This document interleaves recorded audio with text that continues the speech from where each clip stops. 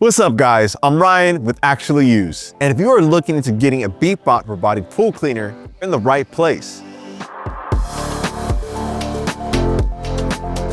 Today, I'm breaking down the differences of the Beatbot AquaSense 2 versus the Beatbot AquaSense 2 Ultra. They sound super similar, but there are quite a few key differences between the two. And today, I'll be throwing them in the pool, see how they perform, and let you know my thoughts. And even hook up a manometer to the suction port on the bottom to let you know how much suction I've recorded at the intake. This is a classic base model versus the top of the lineup. So are either of these cleaners worth the price tag? Today, we'll find out. And I'll even share some competitors which outperformed both in my manometer testing. The AquaSense 2 will run you a little over $1,000. The AquaSense 2 Ultra, about $3,500. So we're talking a $2,500 gap between these two. That's a massive jump. And naturally, you would expect the Ultra to absolutely blow the base model out of the water in every category. More suction, better filtration, smarter navigation. The works. But does it? I tested both side by side in my pool, broke out the manometer, timed the charging, lived with the daily routine, and what I found might surprise you.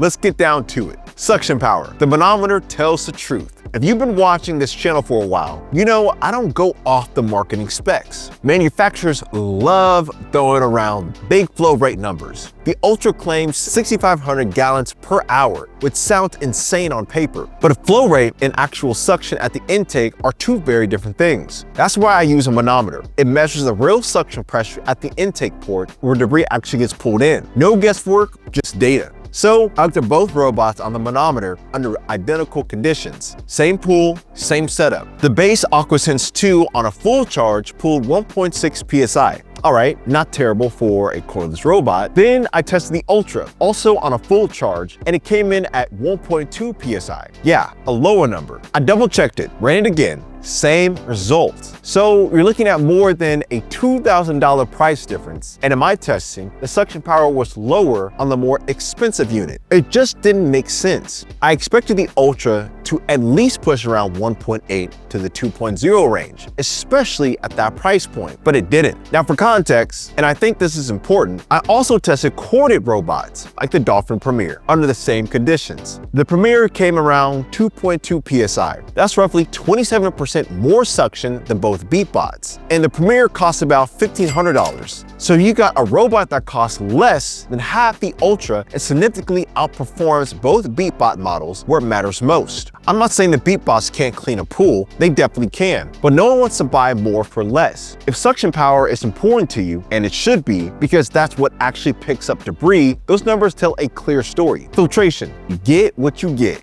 One area I was hoping the Ultra would seriously upgrade was the filter system. The base AquaSense 2 comes with what I call a basic fabric mesh, no pleating. And I wouldn't say it was a high surface area. It catches the big stuff okay, but fine particles and silt, I can see some of it being stirred up by the unit and going out of the top. The Ultra does have a slightly improved filter setup. It's a dual layer system and the basket is a bit more robust, but for $3,500, I expected something dramatically better. It's still mesh-based. It's still not comparable to the kind of advanced pleated filtration you see on some corded models. For reference, robots like the Dolphin Premier comes with what Medtronic calls nanofilters. These are ultra-pleated cartridges that trap particles that you can't even see with the naked eye. They also include a leak bag and standard mesh filter, so you can swap depending on what your pool needs. That kind of versatility just isn't there with either Beatbot. What you get in the box is what you're stuck with. And at the Ultra's price, that feels like a missed opportunity. Automation, the daily routine no one talks about. This is where things get really interesting and where I think a lot of people get caught off guard after buying a cordless robot. Both the AquaSense 2 and the Ultra are cordless, which means they run on batteries. The base model claims about 180 minutes on runtime. The Ultra gives you around 4 hours in standard modes, which is an upgrade, but here's the thing. Once the battery dies, both robots need to come out of the pool, you physically pull them out, set them on a charger, and wait several hours, and then put them back in. With the Ultra, that's roughly a 5-hour charge time. So if you want to clean it every day, you're making 2 trips to the pool, one to pull it out and charge it, and one to put it back in. That's 14 interactions per week, and the base model isn't any different. Same daily charging cycle, just with a shorter runtime. Now compare that to a corded robot with a weekly timer. You drop it in the pool, set the schedule, and walk away. It turns on automatically every single day, cleans with a full cycle, and shuts off. You come back at the end of the week to rinse a filter. That's 1 trip per week versus 14. I call that the interaction math. And it's the thing that really changed my perspective on cordless robots. In theory, no cord sounds amazing. In practice, you're spending more time managing the robot than you would with a corded one.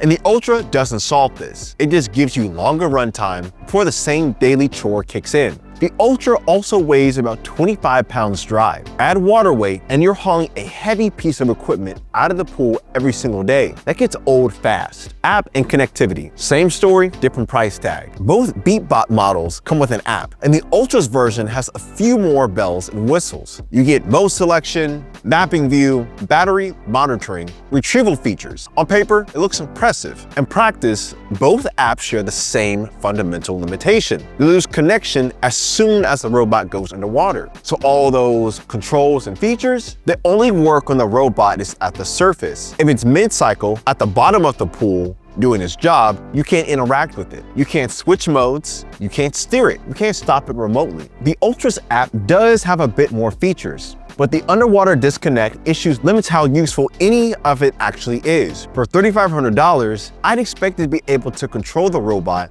when it's underwater, but you can't. So what does $2,500 extra actually get you? Let's be fair here. The Ultra isn't identical to the base module. You do get a longer runtime, roughly 4 hours versus 3 in the base model. You get surface skimming compatibility, you get a slightly improved basket, you get more sensors on the unit, and all of that. But, and this is a big but, the suction power in my testing was less. The daily charging routine is the same. The app still disconnects underwater, and the core experience of owning cordless robots, the pulling it out, the charging it, the putting it back in, doesn't change no matter how much you spend. The surface skimming is worth noting. It's worth mentioning. It doesn't float around and try to collect surface debris, but in my experience, it's more of a bonus feature than a game changer. Dedicated solar power surface skimmers tend to do that job better and more consistently without eating to your robot's battery life. It's a nice touch, but never found myself using it that much, as we typically run a Beta SE in our pool. Final thoughts. Where does that leave you? Here's my take after using both of these robots. I get a corded robot. If you're dead set on going cordless and you're choosing between these two, the base AquaSense 2 gives you most of the Ultra's cleaning performance at a fraction of the price. The suction PSI was higher in my testing, and the daily routine is the same.